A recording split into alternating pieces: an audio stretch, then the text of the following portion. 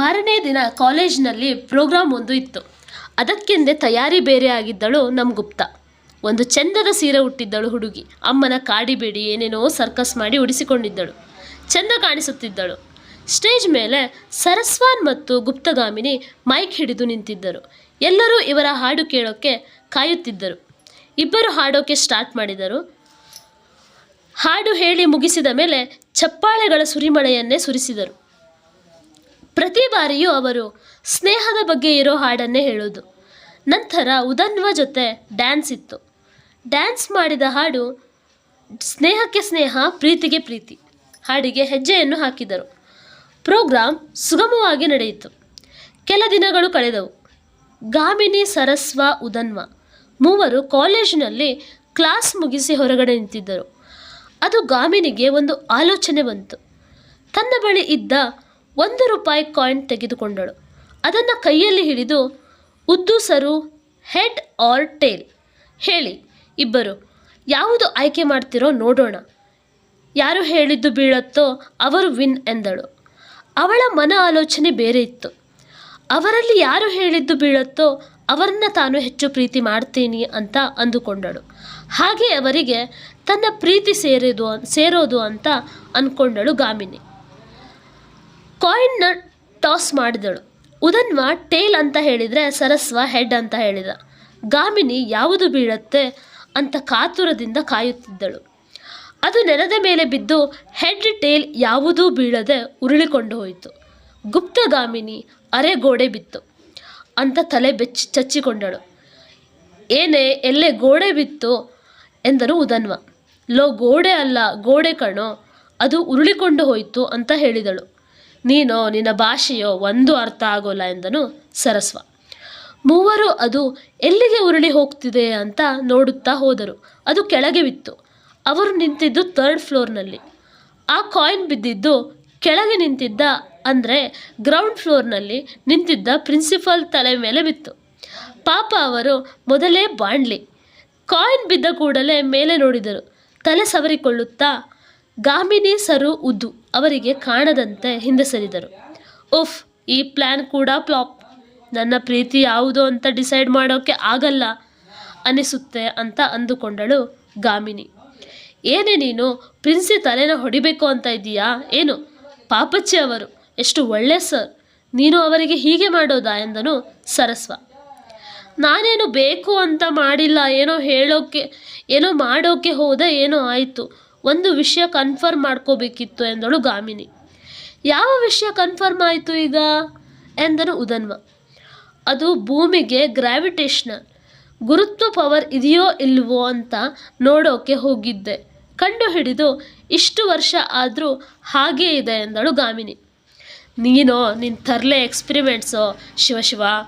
ಮುಂದೆ ಇನ್ನೂ ಏನಾದರೂ ಕನ್ಫರ್ಮ್ ಮಾಡ್ಕೋಬೇಕು ಅಂತ ಕರೆಂಟ್ ವೈರ್ ಮುಟ್ಟಿಯ ಮಾರೈತಿ ಎಂದನು ನಗುತ್ತಾ ಸರಸ್ವ.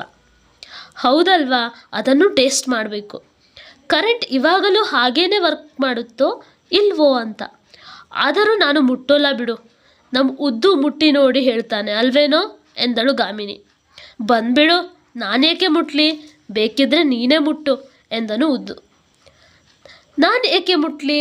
ಆ ಥರ ಎಕ್ಸ್ಪಿರಿಮೆಂಟ್ಸ್ ಎಲ್ಲ ಬೇರೆಯವ್ರ ಮೇಲೆ ಟ್ರೈ ಮಾಡಬೇಕು, ಗೊತ್ತಾಯ್ತಾ ಎಂದಳು ಗಾಮಿನಿ. ಮಾಡು ಟ್ರೈ. ನಮ್ಮ ಪುಣ್ಯ, ಗ್ರಾವಿಟಿ ಬಗ್ಗೆ ತಿಳಿಯೋಕೆ ಸಣ್ಣ ಕಾಯಿನ್ ತುರಿದೀಯ. ದೊಡ್ಡ ಕಲ್ಲು ಎತ್ತಿ ಪ್ರಿನ್ಸಿ ತಲೆ ಮೇಲೆ ಹಾಕಿಲ್ಲ. ಹಾಗೇನಾದರೂ ಮಾಡಿದರೆ ಬೆಳಗ್ಗೆ ಬ್ರೇಕಿಂಗ್ ನ್ಯೂಸಲ್ಲಿ ಬರ್ತಿದ್ದೆ. ಪ್ರಿನ್ಸಿಪಲ್ ಮೇಲೆ ಭಾರಿ ಗಾತ್ರದ ಕಲ್ಲು ಎತ್ತಿ ಹಾಕಿದ ಹುಡುಗಿ, ಅವರನ್ನ ಮೇಲೆ ಅವಳಿಗಿಂತ ದ್ವೇಷ ಇತ್ತು ತಿಳಿಯೋಣ. ಒಂದು ಸಣ್ಣ ಬ್ರೇಕ್ ನಂತರ ಅಂತ ಹೇಳ್ತಾರೆ ನೋಡು ಎಂದನು ಸರಸ್ವ. ಹೇ, ಚೆನ್ನಾಗಿ ನ್ಯೂಸ್ ಓದ್ತೀಯ, ಸೊ ಯಾಕೆ ಯಾವುದಾದ್ರೂ ನ್ಯೂಸ್ ಚಾನಲ್ಗೆ ಸೇರಬಾರ್ದು ನೀನು ಎಂದಳು ಗಾಮಿನಿ. ಆಸೆ ಇಲ್ಲ ಮಾರೈತಿ ನನಗೆ, ಈಗ ಮಾತು ಸಾಕು ಮಾಡಿ ಮನೆಗೆ ನಡಿ ಎಂದನು ಸರಸ್ವ. ಮೂವರು ಮನೆ ಕಡೆ ನಡೆದರು. ಅದೊಂದು ದಿನ ರಾತ್ರಿ ವನಜಾ ಅವರು ಅಡುಗೆ ಮಾಡುತ್ತಿದ್ದರು. ಗುಪ್ತಾ ಅವರು ಅಡುಗೆ ಮಾಡೋದನ್ನು ನೋಡುತ್ತಾ ಕುಳಿತಿದ್ದಳು. ಮುದ್ದು, ಅಡುಗೆ ಮಾಡೋದು ಕಲ್ತ್ಕೋ ಪುಟ್ಟ. ನೀನು ಹೀಗೆ ಇದ್ದರೆ ಹೇಗೆ? ಮುಂದೆ ನಿನ್ನ ಮದುವೆ ಆಗೋ ಹುಡುಗನಿಗೆ ತೊಂದರೆ ಆಗೋಲ್ವಾ? ಅವರ ಮನೆಯವರು ನಿನ್ನ ಬೈಯೋದು ಅಲ್ಲದೆ ನನ್ನ ಕೂಡ ಬೈತಾರೆ ನೋಡು ಎಂದರು. ಅಮ್ಮ, ನನಗೆ ಅಡುಗೆ ಮಾಡೋದು ಕಲಿಯೋಕ್ಕೆ ಇಷ್ಟ ಇಲ್ಲ. ನನ್ನ ಮದುವೆ ಆಗೋ ಹುಡುಗನಿಗೆ ಅಡುಗೆ ಮಾಡೋಕ್ಕೆ ಬರುತ್ತೆ ಬಿಡು ಎಂದಳು ಗುಪ್ತ. ಅಡುಗೆ ಮಾಡೋಕ್ಕೆ ಬರುತ್ತೆ ಅಂದರೆ ಏನು ಅರ್ಥ? ಯಾರನ್ನಾದರೂ ಇಷ್ಟಪಟ್ಟಿದೀಯಾ ಎಂದರು ಮಗಳ ಮುಖ ನೋಡುತ್ತಾ. ಇಲ್ಲ ಅಮ್ಮ, ಇವಾಗ ಹುಡುಗರಿಗೆ ಅಡುಗೆ ಮಾಡೋಕ್ಕೆ ಬರುತ್ತೆ ಅಲ್ವಾ, ಹಾಗೆ ಹೇಳಿದೆ. ನನ್ನ ಮದುವೆ ಆಗೋನು ಅಡುಗೆ ಕಲೀಲೇಬೇಕು ನೋಡು ಎಂದಳು ಗುಪ್ತ. ಅವಳು ಇಷ್ಟಪಡ್ತಿರೋದು ಸರು ಉದ್ದೂನ ಅಲ್ವಾ, ಅವರಿಬ್ಬರು ಸಖತ್ತಾಗಿ ಅಡುಗೆ ಮಾಡ್ತಾರೆ ಅಂತ ಅವಳಿಗೆ ಗೊತ್ತು. ಏನು ಹುಡುಗಿನೋ ಏನೋ, ಕಲ್ತ್ಕೊ ಅಂದರೆ 100 ಮಾತು ಹೇಳ್ತೀಯ. ಒಂದು ಕಾಫಿ ಮಾಡೋಕ್ಕೆ ಬರೋಲ್ಲ ನಿನಗೆ, ಒಂದು ಚಿತ್ರಾನ್ನ ಮಾಡು ಅಂದರೆ ಅಮ್ಮ ಎಣ್ಣೆ ಎಷ್ಟು ಹಾಕಲಿ, ಉಪ್ಪು ಎಷ್ಟು ಹಾಕಬೇಕು, ಈರುಳ್ಳಿ ಎಷ್ಟು ಬೆಂದಿದೆ ನೋಡು, ಟೊಮೆಟೊ ಎಷ್ಟು ಫ್ರೈ ಆಗಿದೆ, ಸಾಕಾ ಅಂತ 100 ಪ್ರಶ್ನೆ ಇರುತ್ತೆ ನಿಂದು. ನಿನಗೆ ಹೇಳೋ ಬದಲು ನಾನೇ ಮಾಡೋದು ಒಳ್ಳೆಯದು ಅನಿಸುತ್ತೆ ನೋಡು ಎಂದರು ಮಗಳ ಅಡುಗೆ ಮಾಡೋ ವಿಧಾನ ವಿವರಿಸುತ್ತಾ. ಅಷ್ಟರಲ್ಲಿ ಸರಸ್ವಾನ್ ಉದನ್ವನ್ ಅಲ್ಲಿಗೆ ಬಂದರು. ದಿನದ ಹೆಚ್ಚು ಸಮಯ ಇವರ ಮನೆಯಲ್ಲೇ ಇರ್ತಾರೆ ಇವರು. ಉದನ್ವನ್ಗೆ ಅಮ್ಮ ಇಲ್ಲ ಲಕ್ಷ್ಮಿ ಅವನು PU ಓದುವಾಗ ತೀರಿ ಹೋದರು. ಅಂದಿನಿಂದ ಅಮ್ಮನ ಪ್ರೀತಿ ನೀಡಿದವರು ವನಜ, ಗೌರಿ ಅವರು. ಮೂವರು ರಾತ್ರಿ ಊಟ ಮಾಡೋದು ಇಲ್ಲಿಯೇ. ಮೂವರು ಒಂದೇ ತಟ್ಟೆಯಲ್ಲಿ ಊಟ ಮಾಡಿದ್ರೇನೆ ನೆಮ್ಮದಿ. ಅತ್ತ ಏನಿವಳ ಗೋಳು, ಅಡುಗೆ ಮಾಡೋದ್ರ ಬಗ್ಗೆ ಹೇಳ್ತಿದ್ದಾಳ ಇವಳು ಎಂದನು ಉದ್ದು. ಅಲ್ವೇ, ಹುಡುಗರು ಆಗಿ ನಾವೇ ಅಡುಗೆ ಕಲ್ತಿದ್ದೇವೆ, ನಿನಗೆ ಅಡುಗೆ ಮಾಡೋಕ್ಕೆ ಏನು ಎಂದನು ಸರು. ನೀವು ಕಲ್ತಿರೋದು ನನಗೆ ಪ್ರಾಬ್ಲಮ್ ಅಂತ ಮನದಲ್ಲಿ ಅಂದುಕೊಂಡಳು. ಹುಡುಗರು ಅಡುಗೆ ಮಾಡಬಾರ್ದು ಅಂತ ಎಲ್ಲಿಯಾದರೂ ರೂಲ್ ಇದೆಯಾ, ಅಥವಾ ಹುಡುಗಿರು ಮಾತ್ರ ಅಡುಗೆ ಮಾಡಬೇಕು ಅಂತ ಏನಾದರೂ ಶಾಸನ ಇದೆಯಾ ಎಂದಳು ಗುಪ್ತ. ಹೌದು, ಬರೆದಿಲ್ಲ, ಆದರೆ ನನಗೆ ಆದರೂ ತಿನ್ನೋಕೆ ಆದರೂ ಮಾಡೋಕ್ಕೆ ಬರಬೇಕಲ್ವಾ, ಎಲ್ಲ ಸಮಯದಲ್ಲಿ ಎಲ್ಲರೂ ಜೊತೆ ಇರೋಲ್ಲ ಕಣೋ ಎಂದನು ಉದನ್. ಯಾಕ್ರೋ ನೀವು ಜೊತೆ ಇರಲ್ವಾ, ಎಲ್ಲಿಗಾದರೂ ಹೋಗೋ ಪ್ಲ್ಯಾನ್ ಇದೆಯಾ ನನ್ನ ಒಬ್ಬಳನ್ನೇ ಬಿಟ್ಟು ಎಂದಳು ಗುಪ್ತ. ಇಲ್ಲ ಕಣೆ, ಹಾಗೆ ಹೇಳಿದ್ದು ಅಷ್ಟೇ ಎಂದಳು ಉದ್ದು. ಮೂವರು ಮಾತನಾಡುತ್ತಾ ಊಟ ಮಾಡಿದರು. ರಾತ್ರಿ ಮೂವರು ಟೆರೆಸ್ ಮೇಲೆ ಹೋದರು. ಉದನ್ವ ಗುಪ್ತ ಟೆರೆಸ್ ಮೇಲೆ ತುದಿಯಲ್ಲಿ ಕುಳಿತು ಆಕಾಶ ನೋಡುತ್ತಿದ್ದರು. ಲೋ, ಇಬ್ಬರು ಏನ್ರೋ ಅಲ್ಲಿ ಕೂತಿದ್ದೀರಾ, ಬಿದ್ದರೆ ಕಷ್ಟ, ಈ ಕಡೆ ಬನ್ನಿ ಎಂದನು ಸರು.